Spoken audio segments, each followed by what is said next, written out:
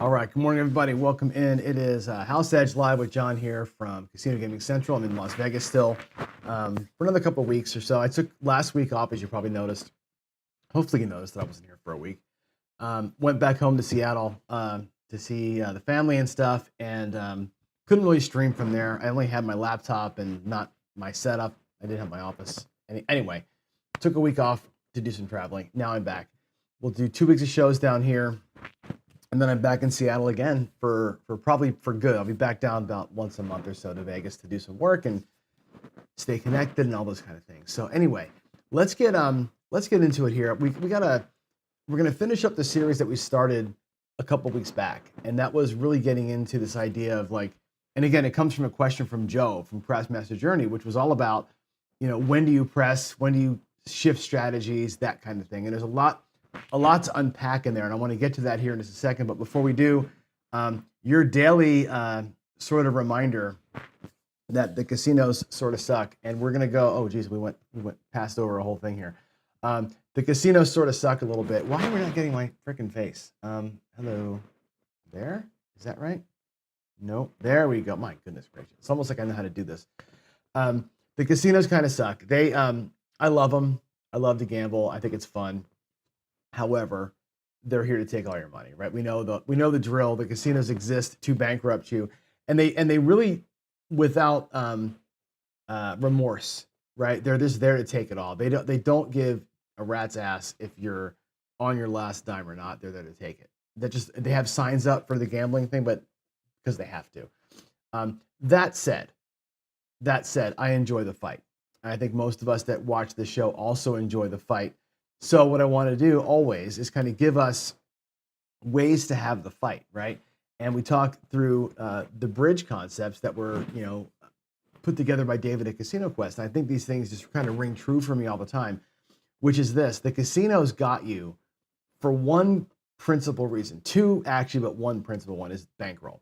They've got unlimited bankroll. They will outlast you, even if the game's paid fairly, which they don't.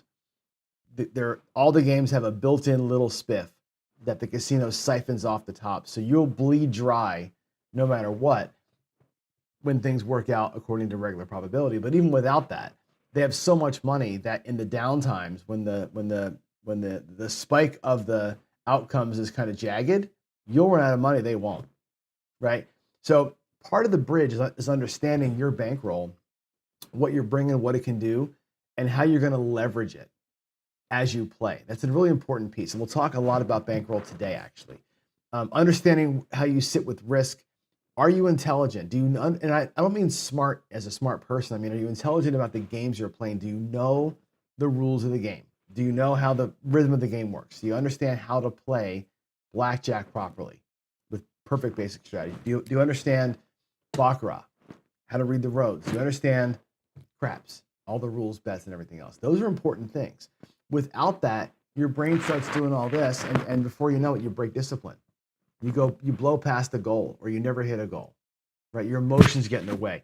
It's important that all these things, I think, work together. So with that said, Joe from Master Journey asked me this question about a month ago, the series of questions. And really, it was more about not so much how do you pull the trigger, but when do you pull the trigger? Today is going to be, I think, the right answer to that question, which is when you pull the trigger. And there's two triggers he's talking about here on when to make a move at the casino.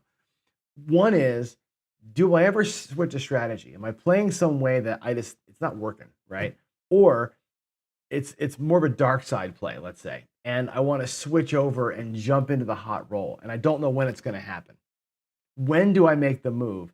And then more importantly, how do I make the move? So we're going to talk both today. We're going to get into a little bit of when and how as part of this larger discussion. And I'm framing this in this three-step phase, three-step way of playing. And I've talked about this ad nauseum, but step one, get out of the hand. Step two, lock in some profit. Step three, make a decision. That's it. It's a three-step plan. Get them on, get them over, get them in. We'll talk about that here in a second. Today we'll go over this again in broad terms, and then I want to drill down into the bankroll part of it. And then the rest of the week we'll just do, we'll do some examples and we'll talk pros and cons and that sort of thing. kind of as we do. So with that said, let's jump into the, oh my God, I did it again, didn't I? Let me go back a screen. Jeez, Lou. I always mess this up because it's not that hard. I got to press this button here and look at this. Magic happens. Bam. There is the magic, the ABCs. Okay. So this ABC lesson is going to be basically about bankroll management and about this kind of trigger point of when it's cool to make a move. So it's really how do I, right? So the 3-step plan to beat the house, in my opinion, is this: get them on, get them over, and get them in. And my face is not showing, is it? Why is my face not showing? Because I'm a dumbass, right? If I do this, does it show? My back? Kinda. There it is. We have this really weird lag on this. I'm not sure if it's a network or what, but the lag here is so bad. Anyway, in gambling terms, get them on, get them over, get them in. It's a baseball thing for me. In gambling terms, it's get your money back, it's lock up some profit, and it's decide what to do, right? That's the whole thing. And I think where people fail, and I don't mean fail well, I guess I kind of do. It's the decision time thing, right? I think a lot of people have a lot of ways to get their money back, right? There's a million, every strategy you see on YouTube, Waylon stuff, Jeremy stuff, everybody. It's all about getting your money back. It's all these, 2 hits to even, 2 hits to reset, 2 hits to I'm out of the hand, right? That's the 99% of what you see on Craps YouTube is exactly that, right? The next stage, locking up profit, I think a lot of people miss. I think people miss this stage and they jump right into let's go for broke. I want to talk about that. That decision time is important. Once you're even, it's important to lock up something as a part of making your decision. And then today we'll talk about the decision. Is your decision to stay, run, go, whatever. Okay. So going for broke is the thing, right? And I'm going to spend a few minutes on the table talking about how to get there, but really what we hear all the time, and Waylon will tell you, and Joe will tell you, as channel, content providers, as working at Casino Quest, I get, how do I win? How do I win more often? How do I win a lot? That's the questions people want to know. How do I win at all, right? Well, don't be a dumbass, right? How do I win more often? Make good decisions. How do I win more money? That's today. How do I make more money?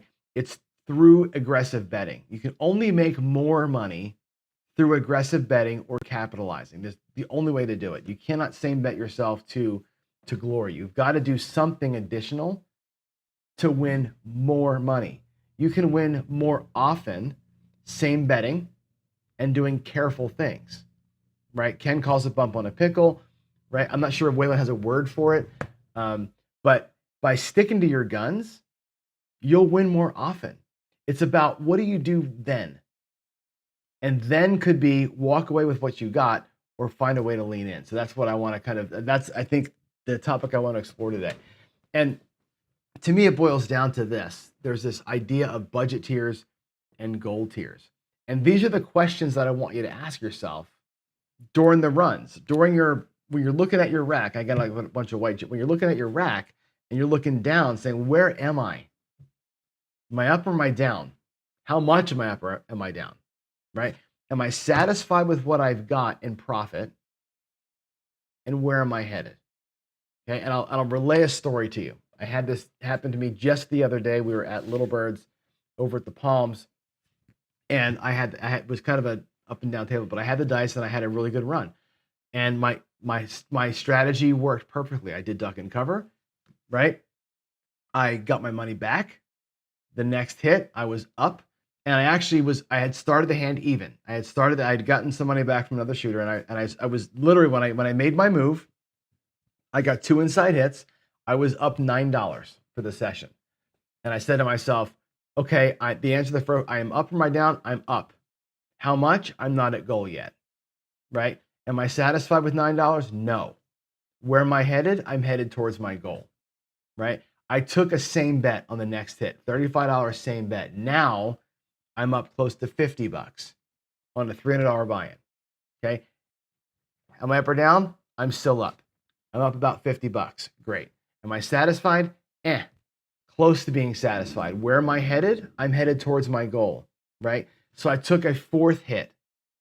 On the fourth hit, I pressed half and I kept half, right? Which put me to about $75 in profit, which was my goal.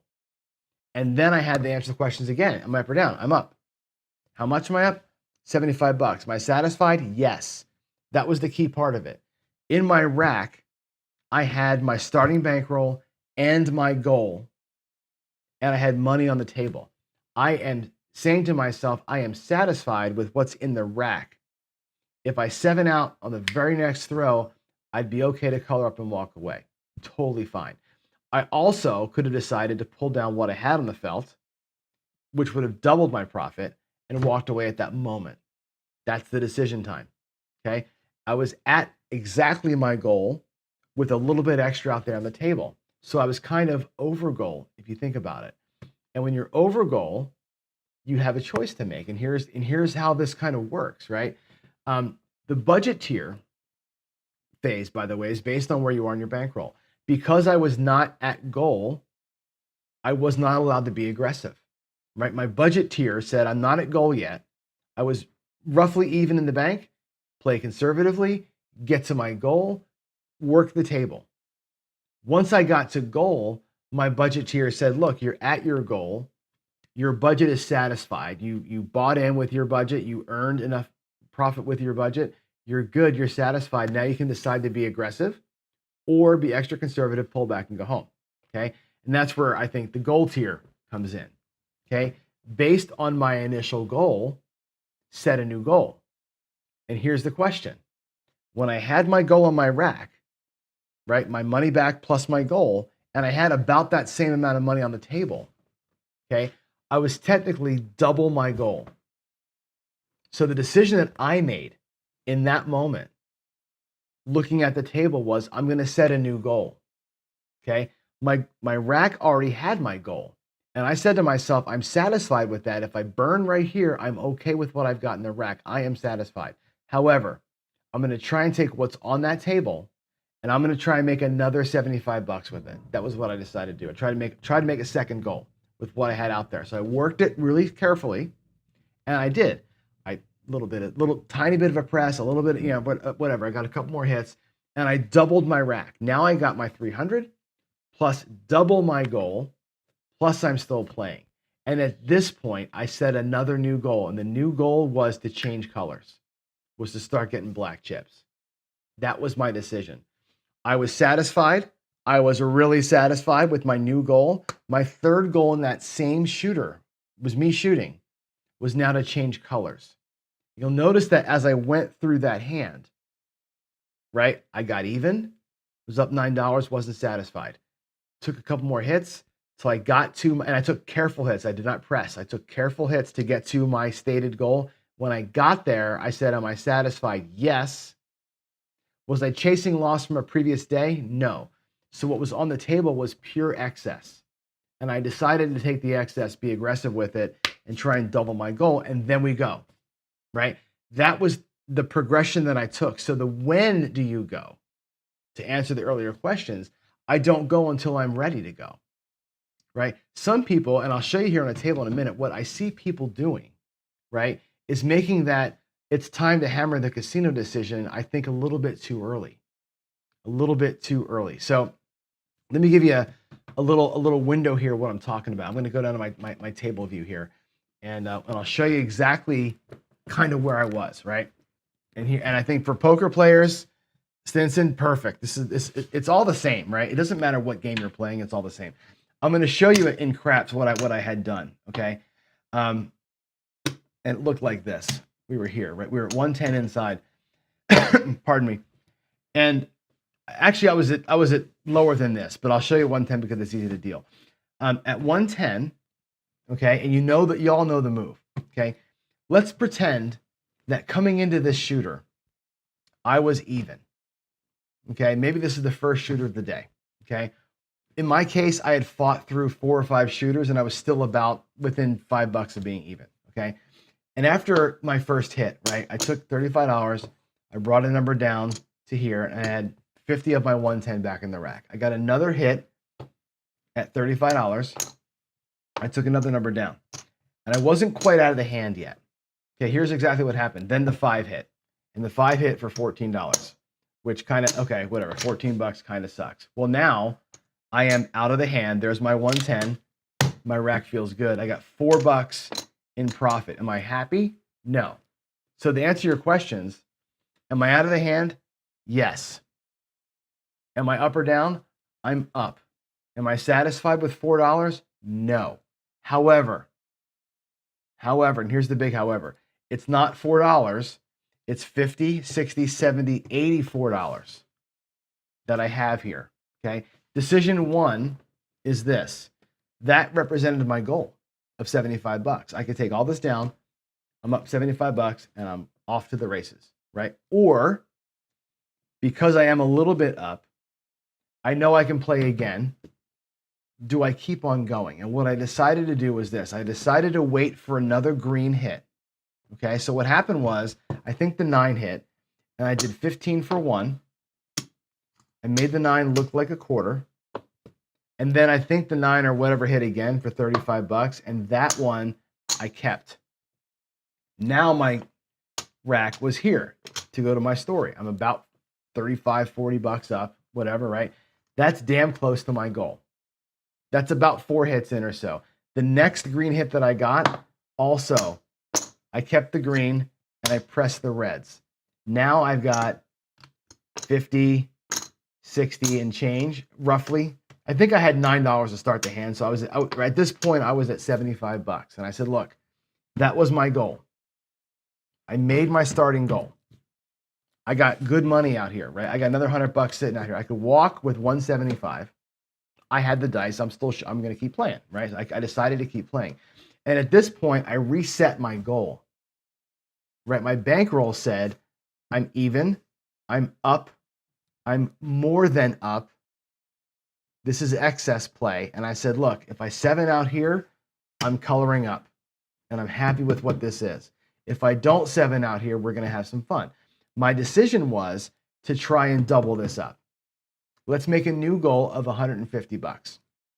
So we took 35 and I regressed again.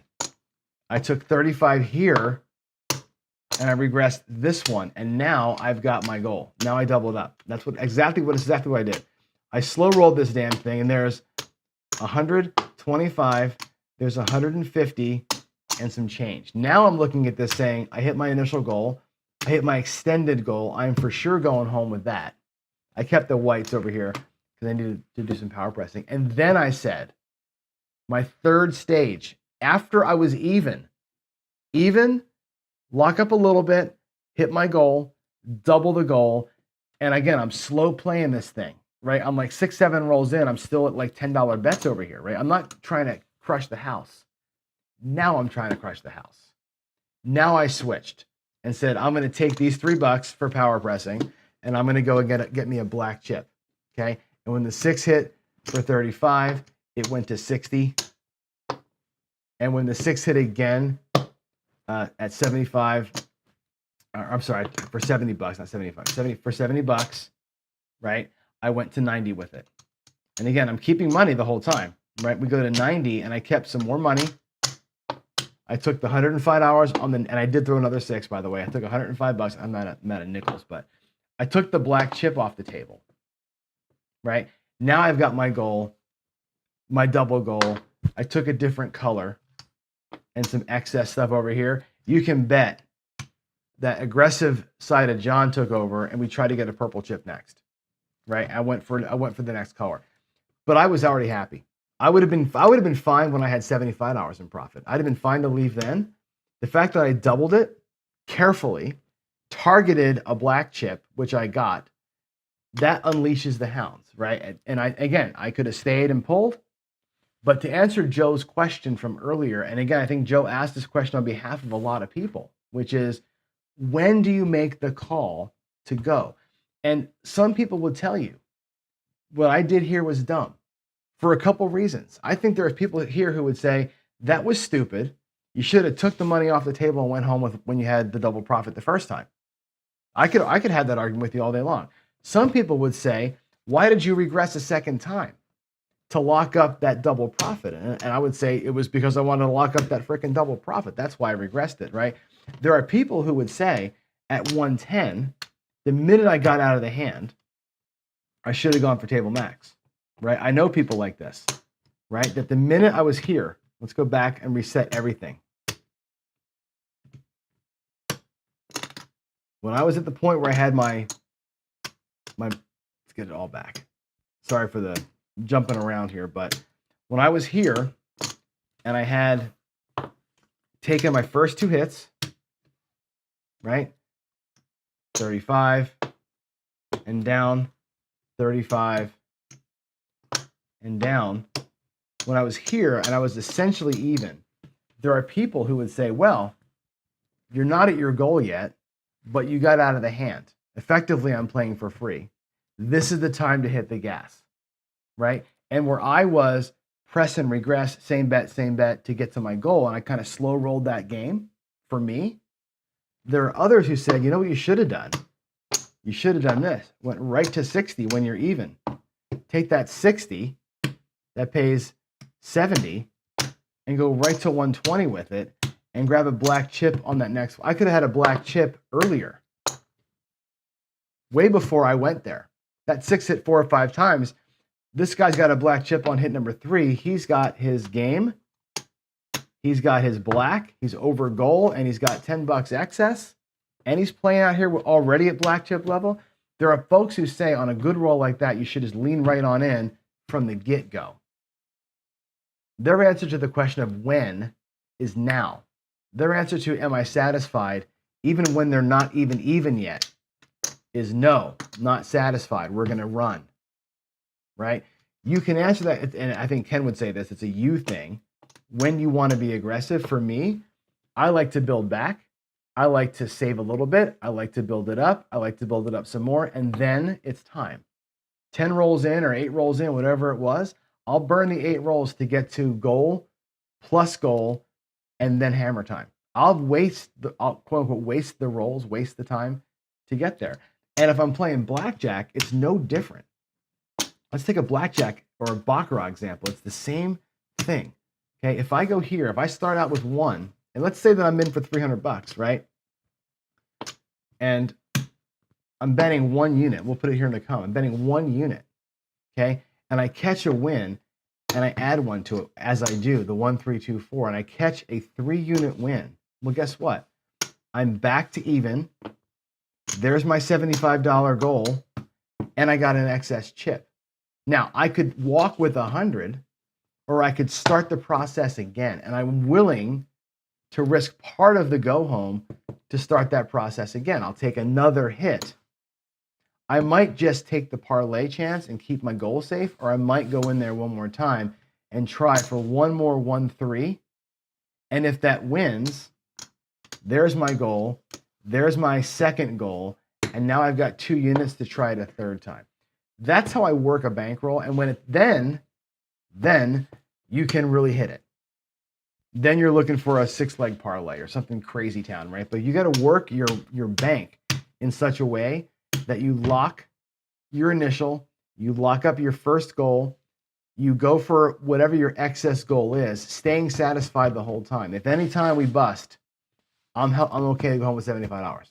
You got to be able to say that. I'm okay to go home with what I got, even though I've got this massive bet out here. If this loses, I'm not chasing that. I'm good with what I have. I think Waylon and Ken and all the guys will say, yes, when you're satisfied, you have to boogie. That's the hardest freaking part, is being satisfied and walking away when you're okay. It's the hardest part of the whole thing. If I go back, I'm going to go back a screen here. Let me go here. I think this will work. Yeah, I'm going to go back actually one screen and get to the questions. Where are the questions? There they are. Based on your session, there we go. Okay. This is the thing that I'm trying to illustrate. And again, it's what I did the other day. Am I up or am I down? Okay, good. I was up $4 or $9, whatever it was. Okay. How much am I up? Well, it's not enough. I'm not satisfied with $9 win. I'm not, right? I'm here to win extra, right? So where am I headed? I'm headed towards my goal. In that first phase there, I was headed towards my goal. Okay. When I got to my goal, I asked the same questions again. Am I up or down? I'm up. How much? I'm at goal. Am I satisfied? Yes. Where am I headed? Well, I've got my bankroll back. I got my goal locked up. I got money on the table still. Do I want to play with that money or take the money down? And again, for the trip, I'm up, so I left the money out there. If for the trip I was down, even though this session I was up, that money would have probably came back and replenished what I lost in a previous session, right? Your bankroll dictates everything. The whole decision-making process to me is dictated by bankroll. It's not dictated by feel or putting your finger up in the air and seeing what's going on, or this shoe's hot, or that dealer's cute, or this guy can fucking shoot. None of that matters. What matters is your bankroll. Where are you in your rack? And how aggressively or conservatively must you play from that point forward? I think that to me is the answer to the question that Joe asked. And again, I think Joe asked it on behalf of a lot of people who asked the same question, right? When do I make my move, right? And again, am I missing out on maybe extra black chips by waiting so long to go for it? Probably, right? Would some people call me a fool for doing that? For sure they would. For me, taking a tiered approach to it, like I know what my goal is. I'm going to get to that damn goal. I'm going to lock that thing up. I'm going to play aggressively, conservative, whatever after that. But you got to tier it in, I think. And I think that's the most important part. So, all right. Getting the buffering again. So let me go to the questions here. And then there's chats and see what y'all are asking. Let's see. Oh boy, we are really lagging here. My goodness gracious. Wow. My God. Sorry, it's so laggy. I know I'm wow. I can barely get through to see this. Let's go, yo. Changing goals I find is tough. It always gets lost. It's very hard to change a goal. And like I said, I tier it up. And for me, what I found works, and I'm sorry. If we're buffering, I'm really sorry about this. We'll talk more about this in future sessions this week, but to me, it's about goal as a dollar amount, goal as a color, right? So moving the goalpost in the middle of the gameplay is hard to do, but if you have a goal to start with, there's a goalpost to move. And I think some people don't have goalposts, and I think that's part of the problem as well. So Dan says, if it's your goal, when you walk up the table, but you change it, was it a goal? Yes, Dan. I think you can change the goal if you hit it. If you hit the goal and say, I hit my goal, and all of that money goes in my pocket, right? I hit my goal. I'm ready to walk. I'm ready to go to the cage right now, but I got money out on the table still. Next question is, do I just make that money? In other words, if I've got $60 still sitting out there, to me, that $60 has a goal of making 30, right? Can I make half of the money off of what's out there? Like that's a new goal for that money to make, not a new goal for my whole bankroll. Like the money that's out there to me carries with it a separate goal. That money's job is to make another $30 or make itself back. And once it does that, make a new goalpost. I'm okay with that. Keep making goalposts if you want to. Totally fine. So yeah. Let's see. I have not ever sat. I don't play poker because I'm too nice. I don't want to take people's paychecks from them directly, and I tend to joke and laugh and have too much fun. So people can read me like a book. I think if I was at a poker table, like my family does, I would be the first one out every single time because I can't hide it. That's my problem. Let's see if we can read the future. We'd all shoot for the moon, right? 100%, man. I think people shoot for the moon anyway. That's part of the problem, Waylon. Money management is the key. Well said, sir. Well said. Let's see. Lagging like the bets and the wins. It'll be back. I'm sure the internet here is kind of wonky. So, all right. Goals TB says help you overcome the psychological environment. It does.